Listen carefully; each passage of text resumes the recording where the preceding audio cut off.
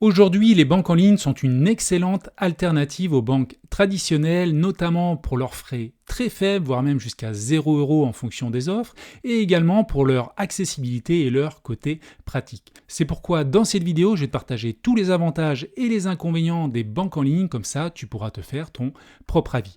Et donc on commence par les avantages, et le premier, tu dois le connaître, c'est le fait d'avoir des coûts réduits. Parce qu'effectivement, les banques en ligne te proposent des frais bancaires vraiment très bas, et tu peux regarder notamment des sites et des comparateurs sur internet, et je te propose notamment de regarder celui-ci sur le site Moneyvox.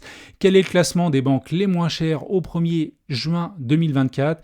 Tu regardes, les premières banques, ce sont les banques en ligne, avec notamment à la première place Boursobank et Fortuneo, qui sont vraiment deux banques pas cher, et selon leurs estimations, tu payes moins de 3 € à l'année. Donc ça intègre probablement des personnes qui prennent certaines assurances et donc payent plus cher, mais moi personnellement, je suis chez Boursorama depuis plus de 12 ans et je paye 0 € de frais depuis le début. Alors si ça t'intéresse d'aller chez Boursobank ou Fortuneo, écoute, je te mettrai en description un petit lien affilié qui te permettra d'obtenir également un bonus en fonction de l'offre que tu choisis à l'inscription, allant de quelques dizaines d'euros jusqu'à plus de 100 €. Et bien sûr, en description, tu retrouveras l'offre active au moment où tu regardes cette vidéo. Donc les coûts réduits, c'est vraiment quelque chose d'hyper important, l'argument numéro 1 des banques en ligne, parce que tu ne vas pas payer de frais, notamment sur tes virements, tes paiements, également la carte bancaire sera gratuite. Et comment expliquer ces faibles coûts ? C'est tout simplement parce qu'ils n'ont pas de coûts d'infrastructure, ils ont des coûts moindres, parce que pour les banques traditionnelles, tu le sais, elles ont des locaux, dans les villes, il y a des agences, il y a des conseillers qui font tourner ces agences, et ça a vraiment un coût. Mais pour les banques en ligne, écoute, il n'y a pas tout ça. Par contre, il y a des applications et des sites internet vraiment optimisés pour te permettre de gérer tes comptes bancaires. Le deuxième avantage, ça rejoint ce que je viens de dire, c'est l'accessibilité, le confort et les technologies avancées mises dans leurs outils. Déjà, tu vas pouvoir 24 h sur 24 et 7 jours sur 7 accéder à ton compte bancaire sans problème. Le deuxième point, c'est que tu vas avoir une gestion simplifiée de tes comptes via les applications mobiles et les sites web, parce que ce qu'ils te proposent, c'est clairement supérieur par rapport à ce que peuvent proposer les banques traditionnelles, parce que bien évidemment, c'est le cœur de leur business. Ils ont mis énormément d'argent là-dessus pour optimiser bien sûr les fonctionnalités pour les clients.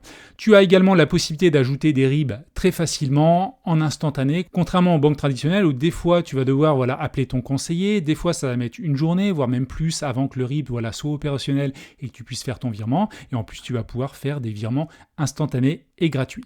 Également, tu vas pouvoir personnaliser ton interface utilisateur et donc de client, et également gérer pas mal d'alertes, et clairement pour avoir encore un compte bancaire dans une banque traditionnelle, le niveau d'alerte, de personnalisation sur les banques en ligne est vraiment largement supérieur.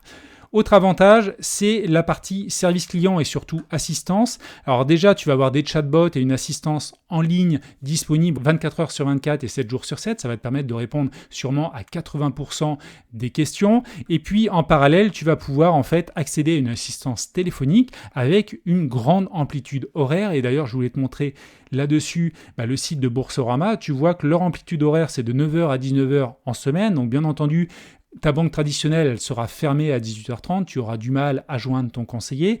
Là, jusqu'à 19 h, tu peux quand même appeler quelqu'un, donc ça, c'est une bonne chose. Et également, le samedi, tu finis ta semaine, si tu ne travailles pas le samedi, tu peux les solliciter de 8 h 45 à 16 h 30. Et 16 h 30, clairement, tu n'auras pas ton conseiller, même l'après-midi, le samedi après-midi, ça sera impossible de les joindre. Donc ça, c'est un point très positif.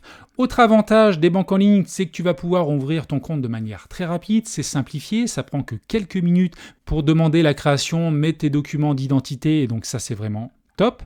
Autre avantage, c'est que tu vas pouvoir bénéficier d'une mobilité bancaire simplifiée, et souvent même d'ailleurs tu as des offres des banques en ligne pour faire en sorte que cette banque en ligne devienne ta banque principale, et cette mobilité bancaire est vraiment ultra simplifiée chez les banques en ligne, parce que eux ils vont faire automatiquement la bascule de tes prélèvements qui sont sur ta banque avant ta banque traditionnelle, pour solliciter les organismes et faire la bascule pour que les nouveaux prélèvements soient faits sur ton nouveau compte.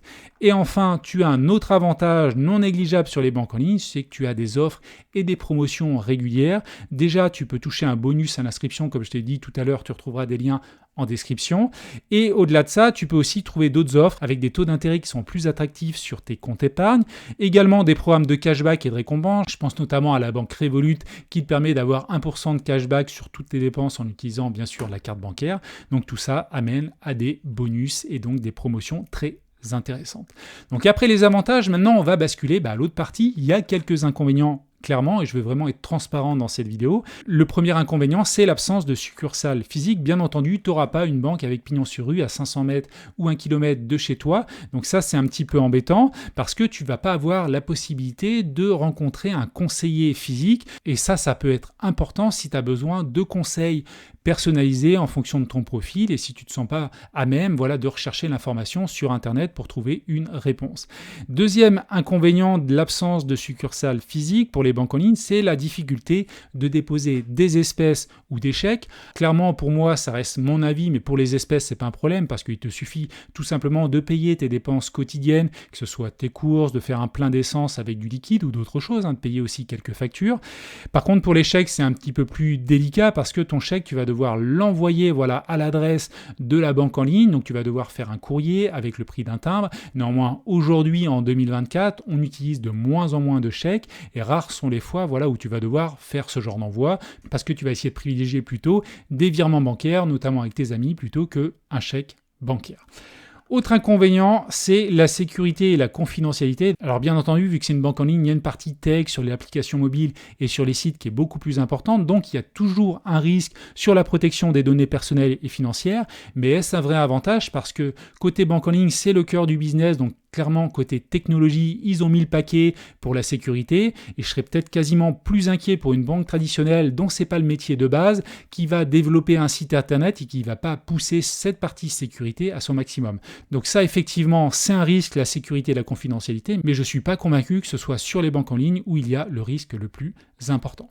Donc voilà globalement ce que je pouvais dire sur les avantages et les inconvénients. Et si tu veux aller plus loin, notamment sur une banque en ligne qui est Boursorama, écoute, je t'invite à regarder cette vidéo. Moi, j'y suis depuis 12 ans. C'est ma banque principale et dans cette vidéo, je te partage mon retour d'expérience, les avantages et les quelques inconvénients de cette banque en ligne. Je te partage également tous les services qu'ils proposent, la partie des services bancaires traditionnels, également la partie assurance et la partie investissement. Et donc, je te dis à tout de suite de l'autre côté si tu cliques.